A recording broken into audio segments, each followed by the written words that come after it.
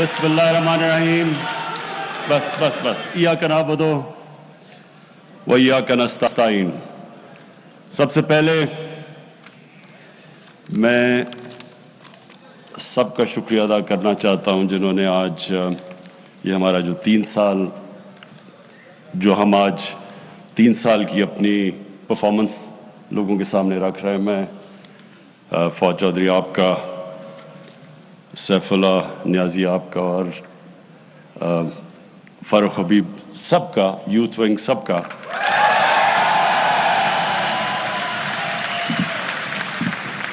کہ اور ایک منٹ اس کے علاوہ یوتھ ونگ کا شکریہ ادا کر دیا. اب میں سب کو ویلکم کرتا ہوں یہاں.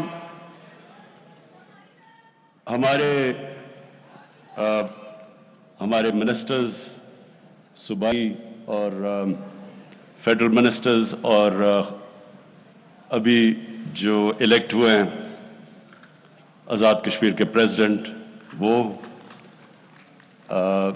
گلگت بلتستان کے چیف منسٹر، گورنرز، سب کو میں آج یہاں ویلکم کرتا ہوں. اچھا جی، اب میری یہاں ٹیم بیٹھی ہوئی ہے.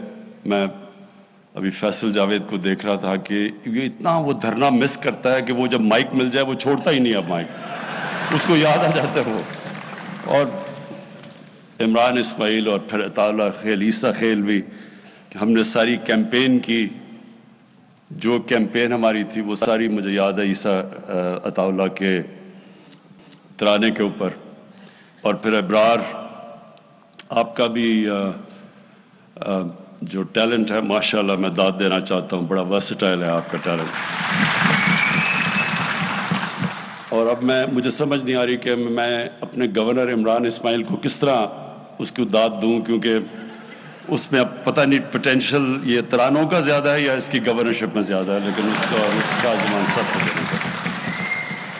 اچھا جی، میں یہ 3 سالہ جو ہماری پرفارمنس ہے وہ آپ کے سامنے رکھنے سے پہلے میں ایک چیز، کیونکہ جو یوتھ ہے یہ ہمارا فیوچر ہے، ہماری زیادہ تر آبادی، ہماری آبادی یوتھ ہے، 30 سال کی عمر سے کم اکثریت ہے ہماری ملک میں. تو اس لیے یوتھ میں خواتین بھی شامل ہوتی ہیں. وہ علیحدہ نہیں یوتھ سے. اچھا ایک منٹ، یوتھ ونگ آپ نے چپ کر کے شور نہیں بجانا، آرام سے سننی ہے میری بات. اب سنیں، نعرے نہیں، ابھی نعرے نہیں. اچھا جی سنیں، میں سب سے پہلے اپنی صرف یہاں بھی لیکن سارے پاکستان کی یوتھ کے لیے جو پیغام میں آج دینا چاہتا ہوں وہ یہ کہ دیکھیں، جب ہم 5 وقت کی نماز میں، وہ کئی 5 وقت پڑھتے ہیں کہ نہیں پڑھتے، لیکن نماز میں ہم ایک چیز مانگتے ہیں، اور وہ ہے کہ اللہ ہمیں ان کے راستے پہ لگا جن کو تو نے نعمتیں بخشیں، اس راستے پہ نہیں جو اپنی تباہی کے راستے پہ نکل گئے. میں صرف چاہتا ہوں کہ اس کے اوپر غور کریں، کیونکہ جو زندگی کا فلسفہ ہے وہ اس چھوٹے سے آیت کے اندر ہے. اگر آپ اس کو سمجھ جائیں تو آپ کو سمجھ آ جائے گی کہ انسان عروج پہ کیسے جاتا ہے اور انسان اپنے آپ کو تباہ کیسے کرتا ہے. یہ صرف اسی میں ہے، اور اسی لیے اللہ نے ہر روز 5 وقت آپ کو صرف یہ کہا ہے مانگنے کے لیے کہ اللہ مجھے اس راستے پہ لگا، اس راستے پہ نہیں جو تباہی کا راستہ ہے، جو عروج کا راستہ ہے. اور وہ جو عروج کا راستہ ہے وہ کس کا راستہ ہے؟ وہ سب سے اللہ کے محبوب، سب سے عظیم انسان جو کبھی نہ اس طرح کا عظیم انسان آیا ہے اور نہ آئے گا، ہمارے نبی صلی اللہ علیہ وسلم. اب یہ سمجھنے کی بات ہے، جب اللہ ہمیں حکم دیتا ہے کہ ان کی زندگی سے سیکھو تو اللہ بے نیاز ہے. یہ صرف وہ ہماری بہتری کے لیے اللہ کہتا ہے. اگر ہم نے ایک عظیم انسان بننا ہے تو اللہ نے راستہ بتا دیا. اور اسی لیے یہ ضروری ہے کہ ہماری یوتھ کو، ہمارے بچوں کو، خاص طور پر آج کل کے زمانے میں بہت ضروری ہے اس چیز کا سمجھنا کہ ہم جب ان کے راستے پہ چلتے ہیں تو ہم اپنی عظمت کے راستے پہ جاتے ہیں. اور جب ابھی یہ ساری جو سٹرگل کی ویڈیوز دکھائی گئی ہیں کہ ہماری، اور واقعی بڑی لمبی سٹرگل ہے، 25 سال اور 22 سال پہلے اقتدار کے باہر، تو یہ میری انسپریشن کیا تھی سٹرگل کی؟ ایسے ایسے وقت تھے جب کہ 5-6 لوگ رہ گئے تھے جو ایکٹیو پارٹی میں رہ گئے تھے. ایک وقت ایسا تھا کہ پارٹی سکڑ کے 5-6 لوگوں کی رہ گئی تھی، باقی گھروں میں بیٹھ گئے تھے. اور اونچ نیچ آتی ہے، ہر تنظیم میں، انسان کی زندگی میں اونچ نیچ آتی ہے. اور وہ جو برا وقت تھا، اور جب لوگ مذاق اڑاتے تھے، مجھے کئی لوگوں نے کہا کہ جی ہمیں شرم آتی ہے، ہم جب گھر جاتے ہیں ہمارا مذاق اڑتا ہے کہ آپ تحریک انصاف میں ہیں. کئی میرے لوگ، میرے اپنے، بلکہ یہاں بھی 1-2 بیٹھے ہوں گے جن کو یاد ہوگا کہ وہ جب گھر جاتے تھے تو ان کی بیوی کیا کہتی تھی جب وہ کہتے تھے میں تحریک انصاف میں ہوں. تو یہ میری انسپریشن، سوچے نا، میں ایک انسان جس کو اللہ سب کچھ دے چکا تھا، بڑا نام تھا، کوئی کسی چیز کی کمی نہیں تھی، تو سوچے کہ مجھے یہ بار بار یہ سننا پڑتا تھا، مذاق اڑاتے تھے لوگ. کئی لوگ ویسے ہی کرکٹ کے دنوں میں میرے خلاف ہوئے تھے، کیونکہ وہ جیلسی ہوتی ہے نا، جو کامیاب انسان ہوتا ہے اسے لوگ جیلس ہوتے ہیں. تو وہ ان کو موقع مل گیا کہ اچھا جی اب تو یہ نیچے آیا تو اس کو برا بھلا کہو. دیکھیں، میں نے صرف ایک چیز پہ دیکھتا تھا کہ ہمارے نبی صلی اللہ علیہ وسلم، انہوں نے بھی بڑا مشکل وقت گزارا. اللہ کے حبیب ہے، انسان جس کو سب سے زیادہ اللہ پسند کرتے تھے. تو اگر اللہ ان کو 13 سال ان کی زندگی اگر آپ سٹڈی کریں تو کتنے مشکل وقت سے وہ گزرے تھے. کوئی ضرورت نہیں تھی ان کو، کامیاب تھے، وہ خوش تھے، کامیاب بزنس مین تھے، تاجر تھے، کوئی ان کو ضرورت نہیں تھی. سارے یہ عزت کرتے تھے، صادق اور امین تھے، فیصلے کرانے کے لیے سارے ان کے پاس جاتے تھے. تو ایک دم جب وہ رائے حق پہ آئے تو لوگوں نے مذاق اڑایا ان کا، کیا کیا نہیں کیا ان سے، اور وہ کتنی تکلیف سے گزرے. تو میں ہمیشہ ان کی زندگی سے سیکھتا تھا، کیونکہ ہمیں قرآن میں حکم تھا. اور یہ آپ سب کے لیے، اور میں خاص طور پہ اپنے یوتھ کے لیے کہنا چاہتا ہوں. دیکھیں، یہ جو 2 راستے ہیں کہ ان کے راستے پہ لگا جن کو نعمتیں بخشیں، تو کیا وہ نعمتوں کا راستہ آسان راستہ ہے؟ اگر آسان ہوتا تو سب سے زیادہ نعمتیں تو انہوں نے نبی صلی اللہ علیہ وسلم کو بخشی تھی، تو ان کا تو بڑا مشکل راستہ تھا. کہنے کا مقصد یہ ہے کہ جو ایک قرآن کی ایک آیت ہے کہ جس کو تم اپنے لیے اچھا سمجھتے ہو وہ برا ہے، وہ کئی دفعہ تمہارے لیے برا ہے، اور جس کو تم برا سمجھتے ہو وہ اچھا ہے. مطلب یہ کہ کبھی بھی برے وقت سے ڈرنا نہیں چاہیے. جب میں پہلی دفعہ جب پرائم منسٹر بنا تو میں نے پہلی بات کی کہ یہ مشکل وقت ہے، لیکن گھبرانا نہیں ہے، کیونکہ مشکل وقت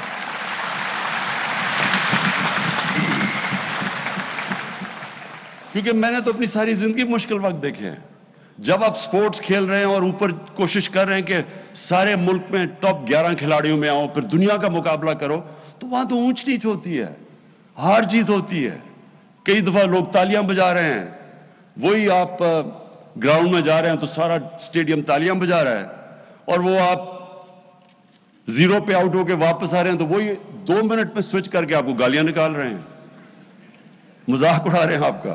تو یہ اونچ نیچ زندگی کا حصہ، اور جو سپورٹس ہیں یہ سب سے زیادہ آپ کو تیار کرتی ہیں سٹرگل کرنے کے لیے، کیونکہ مسلسل سٹرگل ہے. یا آپ ہار رہے ہیں یا جیت رہے ہیں. تو اس لیے جب پاکستان کے نوجوانوں یہ کبھی یہ نہ سمجھنا کہ زندگی آسانی سے ہو جائے گی. اگر آسان زندگی ہے تو اس کا مطلب کہ آپ زندگی میں آپ کی کوئی حیثیت نہیں ہے. جو بھی انسان رائے حق پہ کھڑا ہوتا ہے اس کو مشکلوں کا سامنا کرنا پڑتا ہے. جو بھی اللہ نے پیغمبر دنیا میں بھیجے وہ ساروں نے مشکلوں کا سامنا کیا اور وہی آپ مانگتے ہیں وہ راستہ. لوگ چاہتے ہیں آسانیاں لیکن راستہ مانگ رہے ہیں نعمتوں کا جس کو اللہ نے نعمتیں بخشی ہیں. تو پہلے میں صرف آپ کو یہ تیاری کرنا چاہتا ہوں کہ دیکھیں یہ کبھی نہ سمجھیں کہ جب مشکل وقت آتا تو رونا دھونا شروع کر دیں اور مشکل وقت آیا کیوں. وہ تو اللہ کا ایک نظام ہے اونچ نہیں. اور جب مشکل وقت آتا ہے اگر آپ مشکل وقت کو صحیح طرح سمجھ لیں اور اینالائز کر لیں تو وہی آپ کا عروج کا راستہ بن جاتا ہے. جب ایک کھلاڑی میں جب کرکٹ کھیلتا تھا میرے سے زیادہ ٹیلنٹڈ کھلاڑی تھے لیکن میں ان سے آگے کیوں نکل گیا؟ کیونکہ جب میرا مشکل وقت آتا تھا میں فیل ہوتا تھا تو میں اس کا پورا تجزیہ کرتا تھا. رات کو سوتا نہیں تھا جب تک میں نے یہ نہ سمجھ لیا ہو اپنی ذہن میں کہ کیا میں نے غلطیاں کی. غلطیاں جب میں ٹھیک کرتا تھا تو میں پہلے سے بہتر ہو جاتا تھا. اور یہی ہے ایک ہی طریقہ اوپر جانے کا. کوئی بھی دنیا میں کسی نے آج تک بڑا کام نہیں کیا جو فیل نہیں ہوا. یہ کوئی ناممکن ہے کہ کوئی اٹھ کے ایک دم سیدھا ایک پرچی پکڑ کے اور لیڈر بن جائے. ایسے نہیں ہو سکتا. آپ کو جب تک ایک مشکل سٹرگل سے آپ نہیں گزرتے کسی چیز میں آپ بڑا کام نہیں کر سکتے. کوئی بھی لیڈر آج تک شارٹ کٹ لے کے نہیں بنا. قائد اعظم کی سٹرگل دیکھیں. میں تو ایک لیڈر مانتا ہوں پاکستان کا قائد اعظم اور ان کی کبھی سٹرگل دیکھیں کتنی تھی. جس طرح انہوں نے سٹرگل کیا ہے اور آخر میں جو بیماری کے اندر انہوں نے سٹرگل کیا ہے اس لیے آج اور اپنی ذات کے لیے نہیں کیا ایک بڑے مقصد کے لیے کیا. تو آج تک اور جب تک پاکستان رہے گا لوگ قائد اعظم کو دعائیں دیں گے. تو اس لیے کوئی بھی آج دنیا میں لیڈر اٹھا دیں وہ ایک سٹرگل کر کے اوپر آتا ہے. اور سٹرگل ہوتی ایسے ہے کہ جب آپ نیچے آتے ہیں آپ ہاتھ نہیں کھڑے کر دیتے. آپ دیکھتے ہیں کہ میں کیا غلطیاں کر رہا ہوں پھر ان کے اوپر محنت کرتے ہیں وہ غلطیاں دور کرتے ہیں اور پھر پہلے سے زیادہ آپ اوپر چلے جاتے ہیں. تو اس لیے یہ جو 3 سال تھے ہمارے بڑے مشکل سال گزرے ہیں. مشکل سال اس لیے گزرے کہ پہلے تو ملک کو بینکرپٹ کر کے چلے گئے. ملک میں جو ہمارے پاس پیسہ تھا جو ہمارے ریزروز تھے جو ہماری لائبلٹیز تھی جو ہم نے باہر لوگوں کو قرضے لیے ہوئے تھے پیسے دینے تھے ہمارے پاس پیسے ہی نہیں تھے ان کو قسطیں واپس کرنے کی. ہم نے ڈیفالٹ کرنا نہیں تھا ہم ڈیفالٹ کر رہے تھے پیمنٹس کے اوپر کیونکہ ہمارے پاس فورن ایکسچینج ہی نہیں تھا. ہماری جتنا ہم نے باہر پیسے دینے تھے ہمارے پاس اتنے ریزروز ہی نہیں تھے. تو تب ہم نے حکومت سنبھالی تھی. پاکستان کی تاریخ کا جو سب سے بڑا جس کو خسارہ کہتے ہیں ڈیفیسٹ کرنٹ اکاؤنٹ کا کہ ہمارے ملک میں کبھی اتنا بڑا تقریباً $20 ارب کا ڈیفیسٹ تھا. اتنا بڑا یعنی کبھی اتنا بڑا ڈیفیسٹ نہیں آیا. اس کی وجہ سے ہمیں اگر یہ نہ مدد کرتے ہماری سعودی عربیہ UAE اور چائنا اس وقت ہماری یہ نہ مدد کرتے تو یہ جو مہنگائی اور جو مشکل وقت گزری ہماری قوم وہ کچھ بھی نہیں ہے جو ہم نے گرنا تھا کہ جس طرح روپے نے نیچے جانا تھا.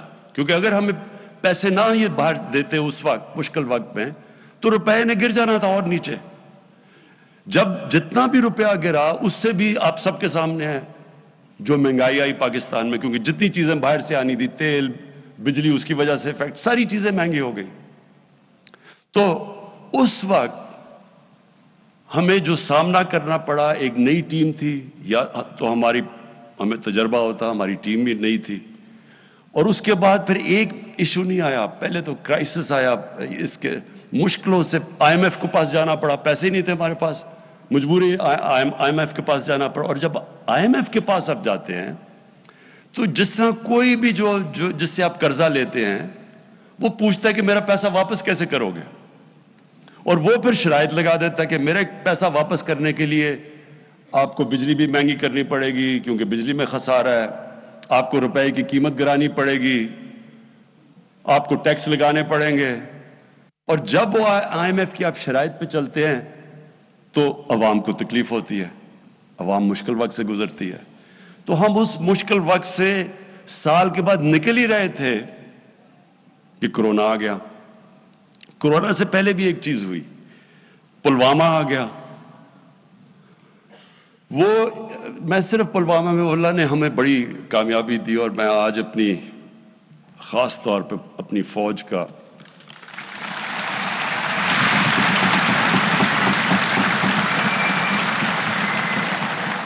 خاص طور پہ ان کا اس لیے شکریہ ان کا ادا کرتا ہوں, اللہ کا شکر کرتا ہوں کہ ہمارے پاس ایسی فوج اور ایئر فورس ہے. کیونکہ جب وہ فیصلہ کرنا تھا, اور بڑا ایک جب انہوں نے ہماری پاکستان میں آ کے رات کو وہ بمباری کی ان کے جہاز نے, تو اس وقت مجھے احساس ہوا کہ اگر ہمارے پاس اس طرح کی فوج نہ ہو جو ہمیں کانفیڈنس ہو کہ یہ ہمیں سیکیورٹی دے گی, تو کتنا ایک طاقتور, ایک بڑا ملک, 7 گنا زیادہ بڑا ملک, اس کے سامنے کیا کرے گی, ہماری عوام کیا کرے گی. تو ادھر احساس ہوتا ہے اپنی فوج کا. اور پھر مجھے یہ ان 3 سالوں میں جو سب سے زیادہ تکلیف ہوئی کہ جس طرح یہ جو مافیا ہے, انہوں نے ہماری فوج کے خلاف جو تقریریں کی, جو سٹیٹمنٹس دی. دیکھیں, میں نے بھی فوج کی تنقید کی ہوئی ہے ماضی کے اندر, میں نے بھی کی ہے.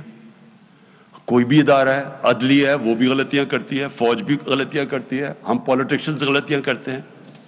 لیکن یہ تو نہیں مقصد کہ آپ اپنی فوج کو برا بھلا کہنا شروع ہو جائیں اور فوج کے پیچھے پڑ جائیں. اور فوج کے پیچھے اس لیے پڑے ہیں کہ آپ چاہ رہے ہیں کہ کسی طرح فوج گورنمنٹ کو گرا دے, یا اپنے آپ کو ڈیموکریٹس کہتے ہیں اور ان کے پیچھے پڑے ہوئے ہیں کہ ایک ڈیموکریٹک گورنمنٹ کو گرا دیں. تو اس لیے جو انہوں نے تنقید کی, اور باہر جو پوری ہمیں پتہ ہے کہ ہندوستان کی لابی پوری طرح کوشش میں ہے کہ پاکستانی فوج کو برا بھلا کہے, اس کے پیچھے پڑے. ابھی جو افغانستان میں ہو رہا ہے, پورا زور لگایا ہوا ہے کہ جی یہ طالبان صرف جیتے ہیں پاکستان کی فوج کی وجہ سے, اور پوری کیمپین چلی ہوئی ہے ہماری فوج کو ڈسکریڈٹ, اور اب سے نہیں دیر سے چل رہی ہے. اور یہاں بیٹھے ہوئے لوگ پورا انہوں نے محاذ بنایا ہوا ہے فوج کے خلاف. اور میں یہ آپ کو کہتا ہوں کہ مجھے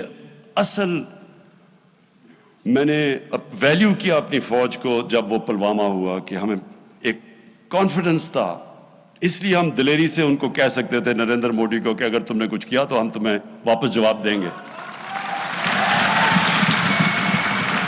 اگر ہماری فوج اگر نہ ہوتا یہ, تو خود سوچ لے کہ میں نے پتہ نہیں کیا مشکل وقت گزرنا تھا. اچھا, اس کے بعد کرونا ہو گیا. اب کرونا کے اندر آپ لوگوں کو پوری طرح اندازہ نہیں ہے کہ وہ کتنا ہمارے لیے مشکل وقت تھا. ایک منٹ بس, اب آپ نے مجھے انٹرپٹ نہیں کرنا, اوکے؟ ساتھ والوں نے پکڑ کے اس کو باہر نکال دینا اگر کیا. اچھا سنیں ذرا,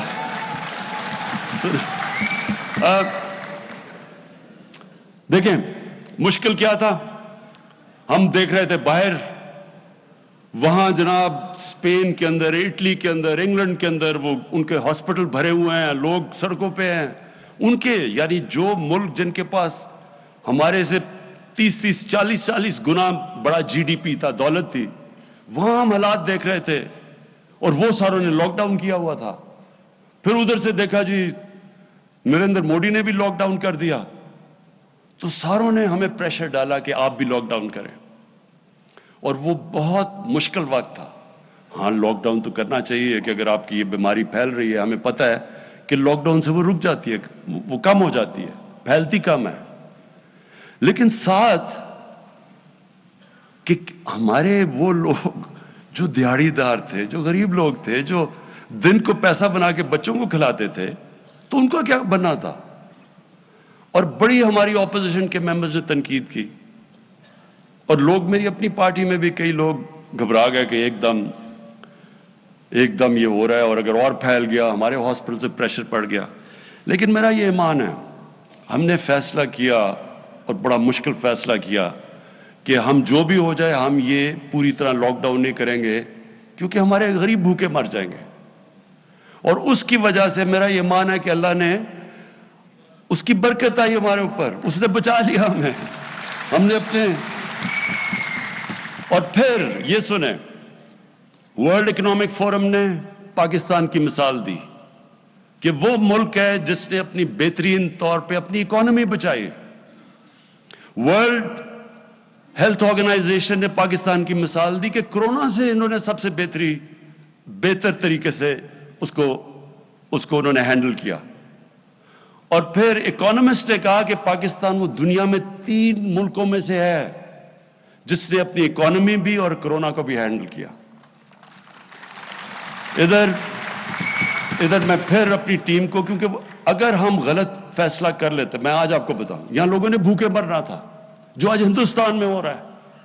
اگر ہندوستان کے اندر جس طرح کی غربت آئی ہے, جس طرح کو انہوں نے لاک ڈاؤن لگایا, اور جس طرح مجھے پارلیمنٹ میں اپوزیشن والے کہہ رہے تھے, مثالیں دے رہے تھے ہندوستان کی, تو آج ہمارے ملک کے اندر جس طرح کی غربت تھی آپ اندازہ نہیں لگا سکتے. کیونکہ ساری دنیا کے اندر کورونا کے اندر غریب پس گیا. لاک ڈاؤن سب سے زیادہ تباہی مچاتا ہے غریب کو.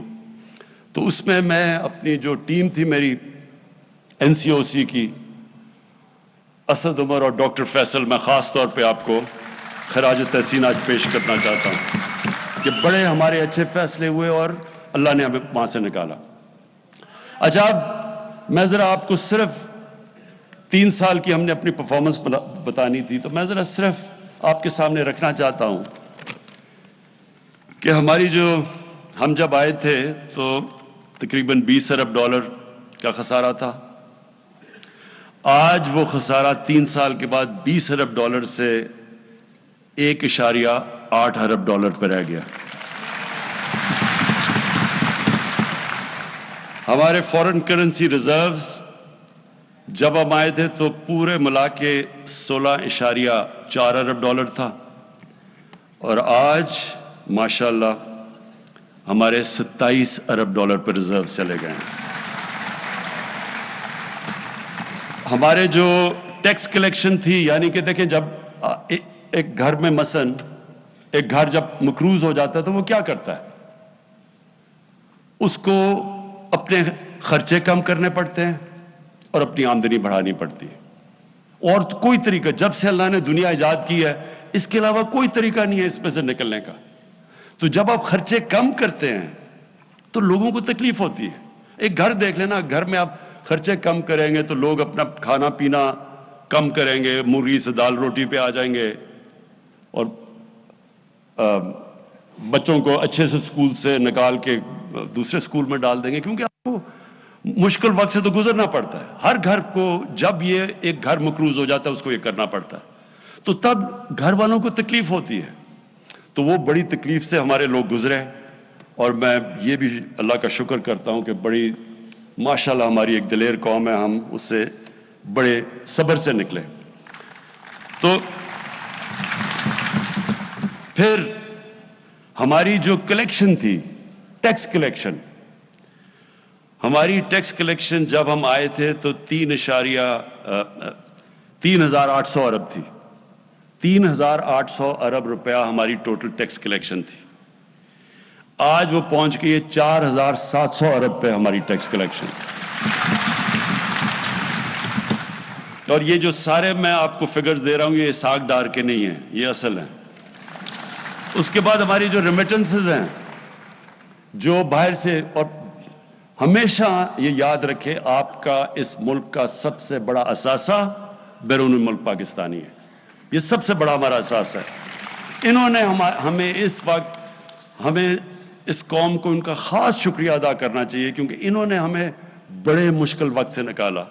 ہماری ریمیٹنسز تھیں جب ہم آئے, جو اوورسیز پاکستانی جو پیسہ بھیجتے تھے وہ تھی 19.9 ارب ڈالر, اور آج ہماری ریمیٹنسز پہنچ گئی ہیں 29.4 ارب ڈالر. تقریباً 10 ارب ڈالر ایکسٹرا ریمیٹنسز آئیں. اچھا, پھر جو ہمارا جس وقت ہم بالکل شروع میں آئے تو جب خرچے کم کیے, ہماری اکانومی کمزور ہوئی, بے روزگار ہو گئے. آج دیکھیں ذرا حالات. آج ہمارے جو اکانومی, جو انڈسٹری جو اٹھاتی ہے اکانومی, اس میں جو اضافہ ہوا ہے وہ 18% ہوا ہے. یہ 10 سال کے بعد ہماری اتنی تیزی سے انڈسٹری اوپر جا رہی ہے جس سے لوگوں کو روزگار بھی مل رہا ہے.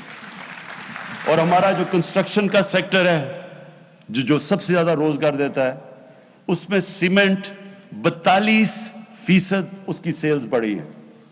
ہمارے جو ایگریکلچر ہے 1100 ارب روپیہ ہمارا اضافی کسانوں کے پاس کیا ہے, اضافی کیا ہے. اور وہ نظر آتا ہے کہ ریکارڈ ہماری موٹر سائیکلوں کی بکی ہیں, ریکارڈ ٹریکٹر ہمارے بکے ہیں, اور گاڑیوں کی سیل 85% بڑھ گئی ہے. ٹویوٹا نے اپنی ساری تاریخ میں اتنی گاڑیاں نہیں بیچی جو آج بیچی ہیں. اس کا مطلب کہ لوگوں کے اندر خوشحالی آ رہی ہے. اور پھر جو ہمارے آنے سے اب جو میں دوسری چیز کہنا چاہتا ہوں کہ ہم نے ہمارا آنے میں تین چیزیں, ہمارا جو سلوگن ہے کہ انصاف, انسانیت اور خودداری. تو انصاف کے لیے, انصاف کیا ہے؟ انصاف کا مطلب قانون کی بالادستی, قانون کی حکمرانی. میں ذرا صرف آپ کو سمجھاتا ہوں کہ اس میں فرق کیا ہوتا ہے. جدھر قانون کی حکمرانی ہوتی ہے وہاں سب قانون کے سامنے ایک برابر ہوتے ہیں. جب طاقت کی حکمرانی ہوتی ہے تو طاقتور کے لیے قانون اور کمزور کے لیے دوسرا. میں آپ کو ایک مثال دیتا ہوں جو پاکستان میں اگر آپ کو آسانی سے آپ سمجھ جائیں گے کہ اصل میں ہمارا ملک کا سب سے بڑا مسئلہ کیا رہا ہے, اور وہ ہے کہ یہاں رول آف لا, قانون کی حکمرانی نہیں ہوئی. آصف زرداری 88 سے لے کے 90 تک پیپلز پارٹی کی حکومت پاور میں تھی. 90 کو ان کی گورنمنٹ جاتی ہے اور نون لیگ آ جاتی ہے. Asif Zardari prime minister house سے سیدھا جیل میں چلے جاتے ہیں کرپشن پہ. 93 کے اندر نون لیگ کی حکومت چلی جاتی ہے, پیپلز پارٹی واپس آ جاتی ہے. آصف زرداری سیدھی جیل سے اٹھ کے پرائم منسٹر ہاؤس. پھر 96 میں پھر پیپلز پارٹی حکومت جاتی ہے, وہ پھر پرائم منسٹر ہاؤس سے سیدھا جیل. اس کا مطلب کیا کہ جب وہ طاقت میں ہیں تو پاکستان کا قانون ان کو نہیں پکڑ سکتا. وہ صرف جب اپوزیشن میں جاتے تھے تو قانون پکڑتا تھا. تو دیکھیں, یہ صرف میں آپ کو اس لیے مثال دے رہا ہوں, کوئی بھی ملک, یہ ذہن میں ڈال لیں, کوئی ملک ترقی نہیں کر سکتا جب رول آف لا نہیں ہوتا. اور اسی لیے مدینہ کی ریاست میں جب ان کے پاس خوشحالی نہیں تھی, تب شروع میں بڑا مشکل وقت تھا. شروع کے اندر تو پہلے 4-5 سال تو مشکل سے امت بچی تھی.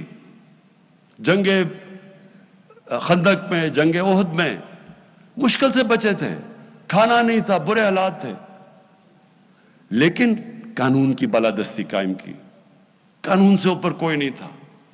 انہوں نے کہا نبی صلی اللہ علیہ وسلم نے کہ تمہارے سے پہلے بڑی قومیں تباہ ہوئیں جدھر یہی طاقتور کے لیے کمزور کے لیے دوسرا قانون, اور میری بیٹی بھی اگر قانون توڑتی ہے تو اس کو سزا ملے گی. کوئی قانون سے اوپر نہیں ہے. اور یہ بیسس ہوتا ہے, دیکھیں کوئی بھی دنیا کی سویلائز سوسائٹی, اس کا بیسس ہوتا ہے رول آف لا. اور یہی ہمارا مسئلہ ہے. ہم اس لیے اوپر نہیں, کبھی یہ دیکھیں چھوٹے چھوٹے چور جتنی مرضی چوری کریں, ملک تباہ نہیں ہوتا.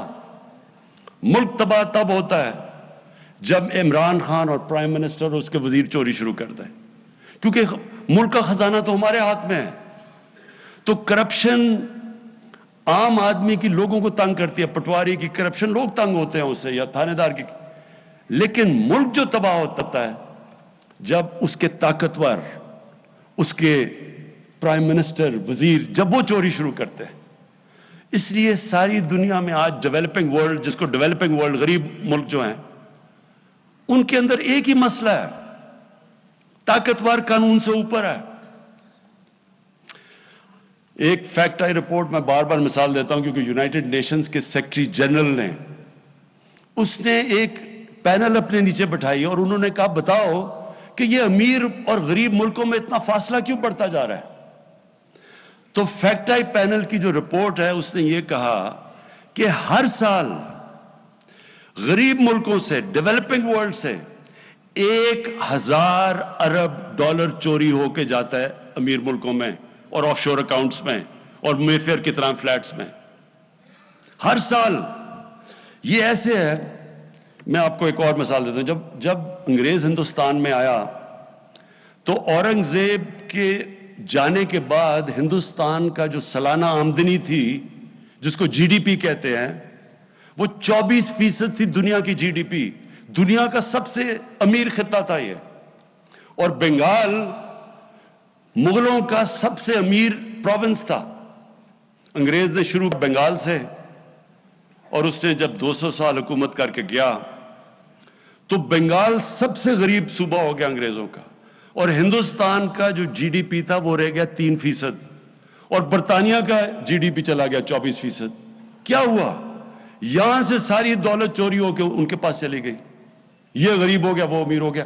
یہی آج ہو رہا ہے دنیا میں. ڈیولپنگ ورلڈ کیوں فاصلے بڑھتے جا رہے ہیں؟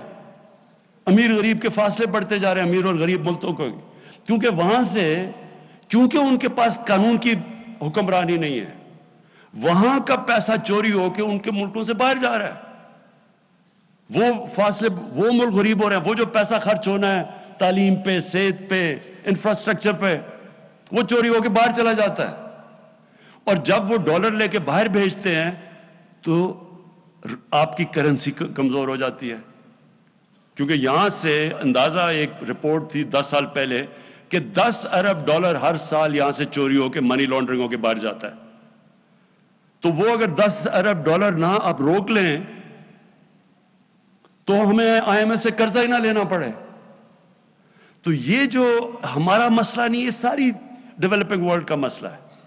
اس لیے یہ جو رول آف لا ہے، طاقتور کو قانون کے نیچے لانا، یہ ایک جہاد ہے. اللہ قرآن میں کہتا ہے کہ میری زمین میں انصاف قائم کرو. یہ ہمارا فرض ہے. اور اس لیے یہ ہے اصل میں جنگ جو 3 سال میں ہم نے سب سے زیادہ لڑی ہے. جو ابرار نے بتایا کہ جی مایوسی پھیلا دیتے ہیں، یہ کون مایوسی پھیلا رہا ہے؟ یہ وہ مافیاز ہیں. وہ مافیاز ہیں جو چاہتے ہیں کہ گورنمنٹ فیل ہو، کیونکہ وہ پرانا زمانہ پھر آ جائے جدھر لوٹ مار شروع ہے. ان کی پوری کوشش ہے کہ آپ کی یہ تحریک انصاف کی حکومت کامیاب نہ ہو اور ہماری جو کولیشن گورنمنٹ ہے، کیونکہ وہ چاہتے نہیں ہیں. کیونکہ ان کے لیے آسان، یہاں سے ملک سے پیسہ نکالا، باہر لے گئے، باہر بڑے بڑے گھر اور پراپرٹیز لے لی. تو میں صرف اب آپ کو، ہم جب آئے ہیں ذرا میں آپ کو بتاؤں کہ فرق کیا پڑا ہے. کیا فرق پڑا ہے کہ ہمارے آنے سے پہلے. اب میں ذرا 2 آپ کو فگرز دیتا ہوں. پنجاب کی پہلے بتاتا ہوں کہ پنجاب کی اینٹی کرپشن، انہوں نے نون لیگ کے 10 سالوں میں جو ٹوٹل پیسہ اینٹی کرپشن نے ریکور کیا تھا وہ 2.5 ارب روپیہ تھا. ہمارے صرف ابھی 3 سالوں میں پنجاب کی اینٹی کرپشن نے 450 ارب روپیہ اب تک ریکور کر چکے ہیں. یہی نیب تھی، یہی قانون تھے نیب کے. نیب نے اپنے 18 سالوں میں، ہمارے آنے سے پہلے 18 سالوں میں جو پورا اب تک پیسہ انہوں نے ریکور کیا تھا وہ 290 ارب روپیہ تھا. اور ہمارے 3 سالوں میں انہوں نے 519 ارب روپیہ ریکور کر چکے ہیں.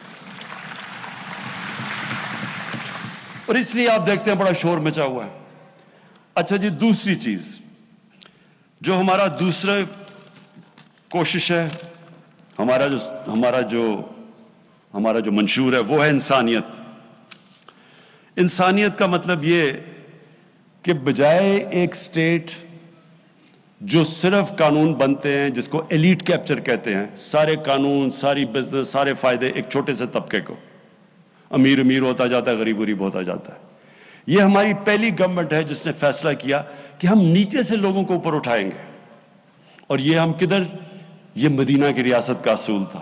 पहली दफा फ्लाई रियासत दुनिया की तारीख में मदीना में बनाई गई थी। तो हम उसी पे चल रहे हैं और हमने वो प्रोग्राम्स किए हैं जो पाकिस्तान की तारीख में किसी ने नहीं किए। दो प्रोग्राम्स खास तौर पे, एक है हमारा एहसास का प्रोग्राम। हमारा जो एहसास का प्रोग्राम है, इससे पहले 110 अरब रुपया सिर्फ दिया जाता था निचले लोगों की मदद करने के लिए, गरीब लोगों की। उससे हमने 260 अरब पे ले गए। 110 से 260 अरब पे हमारा चला गया। हमने जो एहसास पे, जब कोरोना हुआ तो जो पैसा खर्च किया हमने एहसास पे,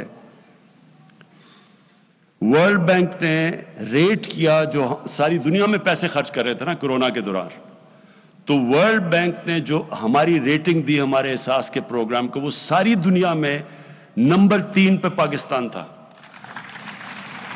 कि सबसे बेहतरीन, शिफाफ और एफिशिएंट तरीके से हमने पैसे बांटे।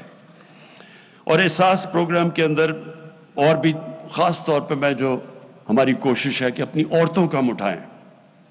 हमारी औरतें खास तौर पे जो गरीब इलाकों में हैं, जो देहातों में हैं, इनको हमारी पूरी कोशिश उठाने की। और इनको बेहतरीन तरीका उठाने का क्या है? तालीम देना। एहसास प्रोग्राम के अंदर हमने जो स्कूलों के अंदर स्कॉलरशिप्स रखी हैं बच्चियों के लिए, वो बच्चों से ज्यादा है, लड़कों से ज्यादा है। और जो हमने अंडर ग्रेजुएट स्कॉलरशिप्स दिए हैं, वो औरतों को भी 50% है और लड़कों को भी, स्टूडेंट्स को भी, मेल को भी 50% है। कोशिश क्या है? देखिए, मैं ये टीवी प्रोग्राम देखता हूं, ये आजकल ये जो अफगानिस्तान के ऊपर प्रोग्राम्स हो रहे हैं, यूरोप, सारी दुनिया मगरब में, कि जी वो अफगानिस्तान की औरतों की बड़ी बुरी, उनको सबको फिक्र पड़ी अफगानिस्तान की औरतों की। वो जी पता नहीं तालिबान क्या कर देंगे औरतों को। कभी दुनिया की तारीख में कभी किसी ने बाहर से आके किसी मुल्क की औरतों को हुकूक दिलवाए आज तक? कभी कोई दिलवा सका है? मुझे एक दुनिया में, मैं एक तारीख का तालिब इल्म हूं, मुझे कोई दुनिया में यह बता दे कि जी बाहर से किसी ने मुल्क में आके तो किसी और मुल्क की औरतों को हुकूक दिलवा दिए। औरतें खुद हुकूक दिलवाती हैं। हमारी औरतों में ताकत है अपने आप को, अपने हुकूक लेने के लिए। हमने सिर्फ उनको तालीम देनी है, हमने एम्पावर करना तालीम देके। औरतें खुद अपने हुकूक, जो इंग्लैंड में या हुकूक या जो वेस्ट में दिलवाए थे, वो क्या किसी ने फतह करके दिलवाए थे उनको हुकूक? उनकी अपनी मूवमेंट थी, औरतों की मूवमेंट थी, सफरेजेट्स थी। उन्होंने बड़ी मेहनत करके अपने हुकूक लिए हैं। तो हमारी औरतों के पास, हमने सिर्फ उनको तालीम देनी है और इसके ऊपर हमारी गवर्नमेंट का सबसे ज्यादा जोर है। उसके अलावा भी हमने इनकी कई चीजें जो गरीब इलाकों में औरतें, उनके लिए मुश्किल है। मसलन हमने एक सक्सेशन सर्टिफिकेट्स निकाले हैं। अब बचाए औरतें, बड़ा मुश्किल होता था उनको जाके सक्सेशन सर्टिफिकेट्स को जाके वेरीफाई करना। तो अब वो सिर्फ नादरा ऑफिस में जाएं और वो आराम से उनके लिए हो जाते हैं। और इसका सबसे बड़ा फायदा ये है कि जो इनहेरिटेंस लॉज है, औरतों की जो जायदाद मिलनी चाहिए, वो भी पहली दफा हम अब इंश्योर कर रहे हैं, क्योंकि औरतों को जायदाद में हिस्सा नहीं मिलता। वो भी इंशाल्लाह हम पूरी तरह उसमें जोर लगा रहे हैं। अच्छा जी, अब जो सबसे बड़ा हमारा इसके साथ साथ एहसास के साथ प्रोग्राम चलने वाला है, वो कामयाब पाकिस्तान है। इसकी हम पूरी डिटेल्स काम कर रहे हैं। बहुत बड़ा प्रोग्राम है। इसमें जो हमारी 40 लाख निचले गरीब खानदान हैं, उनके लिए हम 4 चीजें करने लगे। सबसे पहले उनको कर्जे, सूद के बगैर उनको कर्जे देंगे। हर गरीब खानदान में, ये 40 लाख गरीब खानदान है, सबसे नीचे, हर गरीब खानदान को, सब उनमें से एक फर्द को सूद के बगैर कर्जा। उसके बाद एक फर्द को टेक्निकल एजुकेशन, تاکہ وہ ہنر سیکھ سکیں. ہیلتھ کارڈ، ہیلتھ انشورنس، یعنی کہ ایک غریب گھر میں، وہ تو ہم پنجاب میں پختونخوا میں تو وہ کر چکے ہیں، پنجاب میں انشاءاللہ سال کے اینڈ تک سب کو ہیلتھ کارڈ مل جائے گا، ہیلتھ انشورنس.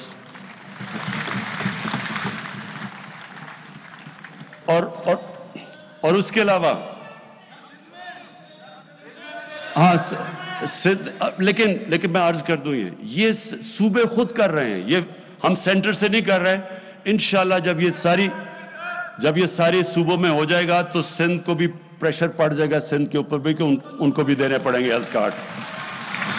اور پھر جو ہمارا بہت بڑا پروگرام ہے، جو ہم نے افورڈیبل ہاؤسز، لوگوں کو گھر دینے ہیں، غریب طبقوں کو جو آج تک کبھی پیسے ان کے پاس نہیں ہوتے گھر بنانے کے لیے، تو ایک غریب خاندان کو ہم پورا سود ان کو ہم وہ قرضے دیں گے، یعنی جس طرح کہ اگر انہوں نے مہینے کا کرایہ دینا ہے، وہ کرایہ کی جگہ وہ قسط ہو جائے گی اور ان کا گھر اپنا ہو جائے گا.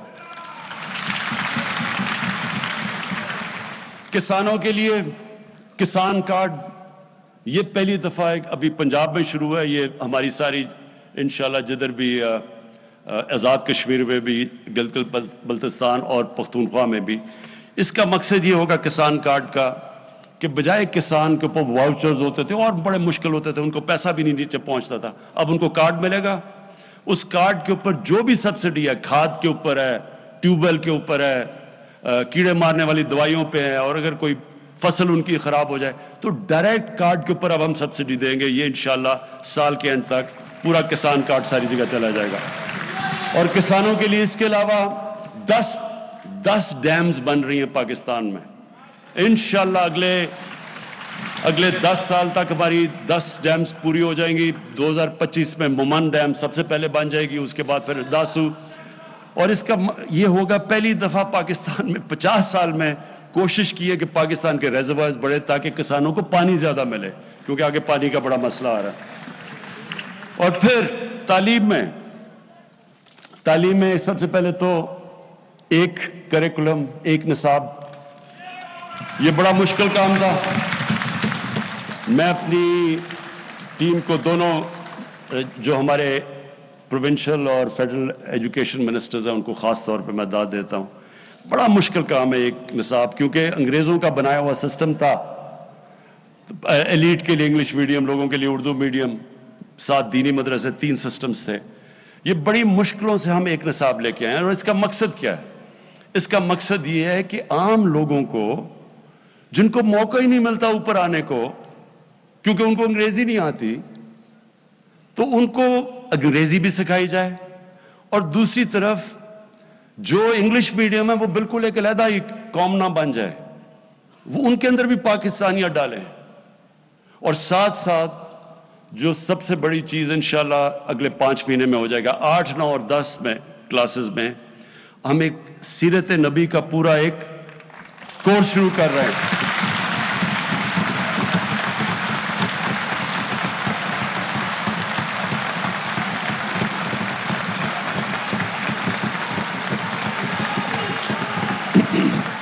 یہ اس لیے ضروری، یہ میں اس لیے سمجھتا ہوں کہ آج جتنا یہ ضروری ہے، کبھی مسلمانوں کی تاریخ میں کبھی یہ ضروری نہیں تھا. ضروری تو خیر ہمیشہ تھا، جس طرح میں نے شروع میں کہا کہ کوئی اس قرآن میں جب انہوں نے ان کو رول ماڈل بنا دیا ہماری بہتری کے لیے، جو ان کو فالو کرے گا وہ اوپر چلا جائے گا. جو مدینہ کی ریاست کے اصولوں پہ قوم کھڑی ہوگی وہ اوپر چلی جائے گی. یہ تو اللہ نے اس لیے ہمیں ان کی سنت پہ چلنے کو کہا ہے. لیکن مجھے احساس ہوا کہ ہمارے بچوں کو سمجھ ہی نہیں ہے. نہ قرآن پڑھ لیتے ہیں لیکن قرآن کی ان کو سمجھ نہیں ہے. لیکن ان کی زندگی وہ آسان ہے بچوں کے لیے سمجھنا، وہ تو ایک تاریخ کا حصہ ہے، اور اس سے کیریکٹر بلڈنگ ہو. میں پھر سے کہتا ہوں، جب میں نے جو چیزیں آج کل دیکھ رہا ہوں، یہ موبائل فون کے بڑے فائدے ہیں، ٹیکنالوجی ہے، بچے کئی چیزیں اب سیکھ جاتے ہیں، نالج وہ مل جاتی ہے جو کبھی پہلے نہیں تھی. لیکن اس کے ایک نیگیٹو سائیڈ ہے. بچوں کو وہ مٹیریل اب موبائل فون پہ مل رہا ہے کہ ان کے لیے ہینڈل کرنا آسان نہیں ہے، اور اس کے بڑے اثرات آ رہے ہیں ہماری سوسائٹی کے اوپر۔ میں جب سے آیا ہوں، میں نے جب آئی جی سے ملتا ہوں اور ان سے میں پوچھتا ہوں کہ کرائم کی مجھے بتائیں کہ کون کون سی کرائم بڑھ رہی ہے، سب سے تیزی سے کرائم بڑھ رہی ہے پاکستان میں سیکس کی کرائم، بچوں سے زیادتیاں، ریپ، یہ بڑی تیزی سے بڑھ رہی ہے۔ اور پھر جو میں نے یہ جو منار پاکستان میں دیکھا، یہ ہم سب کے لیے، یہ ہم ساری قوم کے لیے اس سے زیادہ شرمناک چیز نہیں ہو سکتی۔ تو اس لیے اور بھی ضروری ہے آج کہ ہم اپنے بچوں کی تربیت کریں، ان کی کیریکٹر بلڈنگ کریں، ان کو ٹیکنالوجی بھی سکھائیں، لیکن ان کے کیریکٹر ان کو بتائیں تو صحیح کہ انسان ہوتا کیا ہے۔ انسان صرف روبوٹ نہیں ہے جو صرف ٹیکنالوجی پہ چلتا ہے، انسان میں انسانیت تب آتی ہے جب اس کو پتا تو چلے کہ میں اچھے برے کی تمیز کیا ہے، میں دنیا میں کس لیے آیا ہوں، میرا حساب لیا جائے گا۔ انسان میں ایمان آتا ہے یہ نہیں آتا، یہ تو اللہ کا فیصلہ ہے، لیکن ہمارا کام ہے ان کو تربیت دینا، اپنے بچوں کو ان کو ایک قسم کے ان کو ہتھیار دینا تربیت سے، تاکہ وہ مقابلہ کر سکیں کہ یہ بالکل ایک نئی قسم کی ان کے لیے انفارمیشن آ رہی ہے۔ یہ بہت ضروری ہے، کیونکہ اگر اس وقت میں جو ابھی ابرار نے بالکل ٹھیک بات کی کہ جس طرح کی اس وقت انفارمیشن آ رہی ہے، یہ بالکل ہمارے دین سے بھی بچوں کو دور لے کے جا رہی ہے، ہمارے کلچر سے، ہماری پاکستانیت سے۔ تو اس لیے انشاءاللہ یہ جو ہماری کوشش ہے اب کہ سارے بچوں کو ہم 8، 9 اور 10 کے اندر جو بھی بچہ ہے جس مرضی اسکول میں، انگلش میڈیم، اردو میڈیم، سب کو سیرت نبی کے اوپر پورا صحیح سکھایا جائے گا۔ اور پھر یہ جو ہماری پوری کوشش ہے کہ جو ہمارے علاقے پیچھے رہ گئے ہیں، بلوچستان پیچھے رہ گیا، ہمارا قبائلی علاقہ جو پرانا قبائلی علاقہ تھا وہ پیچھے رہ گیا، وہاں بھی غربت ہے، پڑھائی وہاں بھی کم ہے۔ تو ان سارے علاقوں کے لیے ہم نے اسپیشل پیکیجز دیے۔ بلوچستان میں ہماری گورنمنٹ نہیں ہے، سندھ میں ہماری گورنمنٹ نہیں ہے، لیکن ہم نے صرف غربت کے اوپر اسپیشل پیکیجز دیے ہیں۔ ہم نے 14 سندھ کی ڈسٹرکٹس، 9 بلوچستان کی ڈسٹرکٹس اور گلگت بلتستان، ان کے لیے ہم نے 1300 ارب روپیہ ہم نے ایلوکیٹ کیا ہے ان کو اٹھانے کے لیے۔ ہاں اچھا، بلوچستان میں ہماری کولیشن گورنمنٹ ہے۔ اچھا، اب میں آخری چیز پہ آ رہا ہوں، اور یہ بڑا ضروری ہے آپ سب کے لیے کہ دیکھیں، میں پاکستان کی چپ کر کے سنیں پلیز، پاکستان کی پہلی جنریشن ہوں۔ میرے ماں باپ ایک غلام ہندوستان میں پیدا ہوئے تھے، میں ایک پہلی جنریشن ہوں جو ہم ایک آزاد ملک میں پیدا ہوئے تھے۔ اور جب ہم بڑے ہو رہے تھے تو مجھے اپنے ماں باپ کی ہمیشہ یہ بات یاد رہی کہ تم کتنے خوش قسمت ہو کہ تم ایک آزاد ملک میں پیدا ہوئے۔ ہمیشہ ماں باپ نے مجھے یہ بتایا، اور مجھے بدقسمتی سے ہمارا جو راستہ ملک کا، ایک ہمارا بہت عظیم قائد اعظم ہمارے لیڈر تھے، میں ہمیشہ کہتا ہوں کہ غلام ہندوستان میں ایک آزاد ذہن تھا قائد اعظم، لیکن جو ہمارا جو ملک کا جو راستہ تھا ایک خوددار قوم بننے کا، بدقسمتی سے ایسی ملک میں لیڈرشپ آئی جنہوں نے دوسروں کے سامنے ہاتھ بھی پھیلا دیے، کبھی یہی نہیں سوچا کہ ہماری اپنی طاقت کیا ہے، کبھی کوشش نہیں کی اپنے پیر پہ کھڑے ہونے کی۔ جب بھی ایک آدمی، ایک انسان اللہ نے ہمیں بنایا ایسا ہے کہ جب ہم اپنے کوئی وثاقیاں پکڑ لیتے ہیں یا کسی کے اوپر ڈپینڈ کرتے ہیں تو ہم اپنی طاقت نہیں پہچانتے۔ مولانا رومی نے ایک دفعہ کہا کہ جب تو نے پر دیے ہیں، چونٹیوں کی طرح زمین پہ کیوں رینگ رہے ہو؟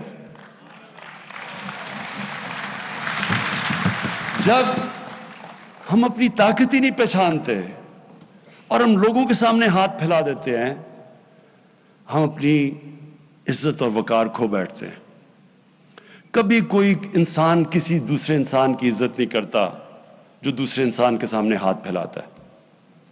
और मैं ये 3 सालों के अंदर जो सबसे मुश्किल मुझे चीज लगी वो ये कि हमारे मुल्क के माशी हालात इतने बुरे थे कि मुझे दूसरे मुल्कों के सामने उनके पास जाके मांगना पड़ा, कर्जे मांगने पड़े। और मैं आपको यकीन दिलाता हूं ये सबसे मुश्किल चीज है, क्योंकि जो मर्जी आप कर लें, जी मेरा दोस्त है, आप दोस्त तो छोड़ें, आप अपने मां बाप से भी तीसरी दफा पैसे मांगने जाएं तो देखिए मां बाप भी थोड़े बदल जाते हैं आपकी तरफ, आपके भाई बहन बदल जाते हैं। ये अल्लाह के सामने हाथ फैलाओ, अल्लाह खुश होता है आपसे। इंसानों के सामने हाथ फैलाओ, वो आप नीचे गिर जाते हैं उसके सामने। इसलिए हमने ये बड़ा गलत रास्ता ये जो चुना, इसकी वजह से हमने कभी कोशिश ही नहीं की अपना पोटेंशियल कि कितना अजीम, कितना बड़ा तोहफा दिया अल्लाह ने। हर किस्म की चीज है पाकिस्तान में। मैं आपको यह बता दूं, जिस शोबे में हम एग्रीकल्चर पे, अपनी ज़राअत पे जोर डालेंगे, उस पे पाकिस्तान उठ सकता है। उसके ऊपर भी कभी तवज्जो नहीं दी। इस मुल्क में जितने मिनरल्स दिए हैं, जो मदनियात हैं, उसके ऊपर भी कभी तवज्जो नहीं दी, क्योंकि सिर्फ बाहर हाथ फैलाए हुए कि एड आती रहे या हम इंपोर्ट करते रहे। सोचा ही नहीं कि इस मुल्क में क्या क्या है। अल्लाह, जो टूरिज्म है, मैं आपको सिर्फ बताऊं क्योंकि मैं दुनिया में फिरा हूं, टूरिज्म में सिर्फ पाकिस्तान इतना पैसा बना सकता है कि अपने कर्जे उतार सकता है, सिर्फ टूरिज्म पे। कभी किसी ने तवज्जो ही नहीं दी, क्योंकि छुट्टियां उनकी लंदन में थी। किसी को क्या पता कि यहां पाकिस्तान में क्या पोटेंशियल है। इंडस्ट्री के अंदर पाकिस्तान की इंडस्ट्री उठ रही थी, नेशनलाइज करके हमने अपनी इंडस्ट्री सारी तबाह कर दी 70s में। हमारे बैंकर्स दुनिया के अंदर, BCCI दुनिया के अंदर 14-15 नंबर पर बैंक पहुंच गया था, यहीं से लोग उठे हुए थे। लेकिन आहिस्ता आहिस्ता आहिस्ता आहिस्ता यहां पहुंच गए कि आप सोचें कि 22 करोड़ का मुल्क है और हमारी एक्सपोर्ट्स देख लें। पिछले 5 साल में, जो उनके पिछले वाले नून लीग के 5 साल थे, एक्सपोर्ट्स बढ़ी नहीं। जो 5 साल पहले थी उनके, वो एंड तक उतनी एक्सपोर्ट्स थी। जब मुल्क एक्सपोर्ट ही नहीं करेगा, उसके पास आमदनी किधर से आएगी? कैसे मुल्क आगे बढ़ सकता है? और इस मुल्क में कोशिश ही नहीं की गई इंडस्ट्रियलाइज करने की, डी इंडस्ट्रियल। अभी जो आपने पीछे देखा होगा कि फैसलाबाद में लोगों ने अपनी टेक्सटाइल मिल्स को चेंज करके हाउसिंग सोसाइटी बनानी शुरू कर दी। हमारी टेक्सटाइल इंडस्ट्री जो मेन थी वो नीचे चली गई। तो इस वक्त जो हमारा मुल्क जिस रास्ते पे है, इंशाल्लाह पहली दफा एक्सपोर्ट्स हमारी बढ़ रही हैं। हमारा रेमिटेंसेस, जो हमारा ओवरसीज पाकिस्तानी, ये याद रखें, सबसे बड़ा असासा बैठा हुआ है। अभी तो हमने उनको पूरी तरह मुल्क में माहौल ही नहीं पैदा किया कि वो यहां के इन्वेस्टमेंट करें, लेकिन वो माहौल पैदा हो रहा है। ईज ऑफ डूइंग बिजनेस में 28 प्लेस पाकिस्तान ऊपर चला गया है, यानी आसानियां पैदा कर रहे हैं हम बाहर इन्वेस्टर्स के लिए। तो इंशाल्लाह, और बिजनेस कॉन्फिडेंस, अभी सिर्फ जो ओवरसीज पाकिस्तानी चैम्बर ने जो सर्वे किया है, पाकिस्तान में तकरीबन 100%, 108% एक साल के अंदर बिजनेस कॉन्फिडेंस ऊपर गया है, कि यानी कि पाकिस्तान के हालात बिजनेस के लिए बेहतर हो गए। तो मैं आप बात करना चाहता, देखें, इस मुल्क को हमने अपने पैर पे खड़ा करना है। हमने जो फैसला किया, जब हमने कहा कि हम कोई अपने मुल्क को इस्तेमाल आगे से नहीं होने देंगे। पहले हमने अमेरिका के साथ शामिल हुए, हम उनके फ्रंट लाइन स्टेट बने, अफगानिस्तान में जहाद लड़ी, पैसे उन्होंने दिए, जहादी हमने ट्रेन किए। जैसी रूसी वहां से सोवियत यूनियन छोड़ के गई अफगानिस्तान, वो भी चले गए अमेरिकी, और हमारे ऊपर सैंक्शंस लगा दी। उसके बाद 9/11 आया, उनको फिर हमारी जरूरत पड़ गई। अफगानिस्तान में उन्होंने जंग लड़नी थी, उन्होंने फिर पाकिस्तान को कहा कि जी हमारी तुम्हें जरूरत है। मेरी तरह के लोगों ने कहा कि हमें इस जंग में शिरकत नहीं करनी चाहिए, यह हमारी जंग नहीं है। ہمیں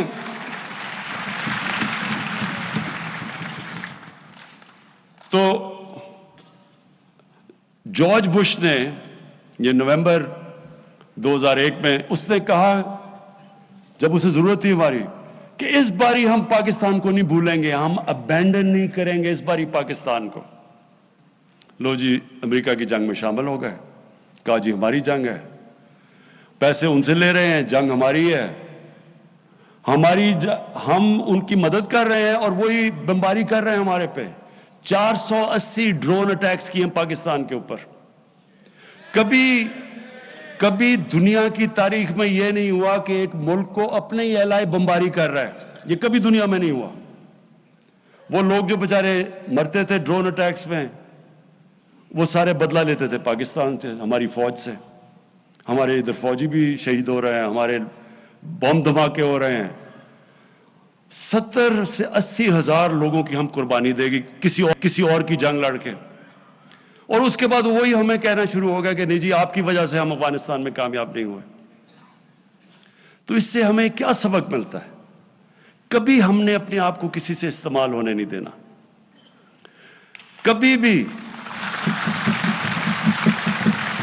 کبھی ہم نے اپنے لوگوں کو اس طرح نہیں ہم نے قربان ہونے دینا کسی اور کے لیے, کیونکہ انہوں نے تو کچھ نہیں اپریشیٹ کیا.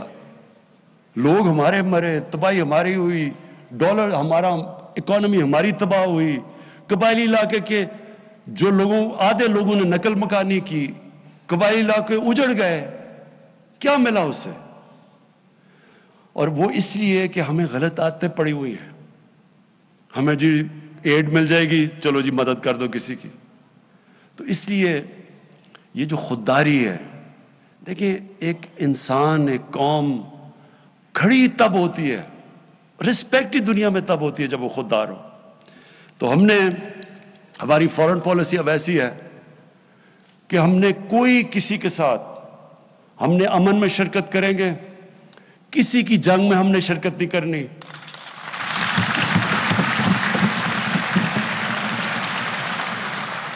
اور افغانستان کے اوپر میں آخری بات کر دوں کہ جو افغانستان میں ہوا, جس طرح 3 لاکھ افغان فوج لڑی نہیں. کئی لوگ کہتے ہیں جی دیکھیں بڑے بزدل ہیں وہ لڑے نہیں. یہ ذہن میں ڈالنے کہ افغان قوم دلیر قوم ہے, نہ ڈر قوم ہے, لڑنے والی قوم ہے. اگر وہ نہ ہوتی تو 10 لاکھ افغانیوں نے شہادت دی تھی روسیوں کے خلاف. کوئی قوم اس طرح نہیں لڑی جس طرح انہوں نے اپنی آزادی کے لیے لڑا. تو سوچنے والی بات یہ ہے کہ کیوں یہ قوم نہیں لڑی, کیوں ان کی فوج نہیں لڑی. تھوڑے طالبان تو 70,000 تھے, 3 لاکھ یہ کی فوج تھی, ایئر فورس ان کے ساتھ, جدید ہتھیار ان کے پاس, ٹینکس ان کے پاس, کیوں نہیں لڑی؟ اور اسی کے اندر پتہ ہے کہ کیوں طالبان جیتے. وہ کیوں نہیں لڑے؟ وہ اس لیے نہیں لڑے کہ کرپٹ گورنمنٹ کے لیے, جو ایک کرپٹ گورنمنٹ ہے اس کے لیے کوئی نہیں لڑتا.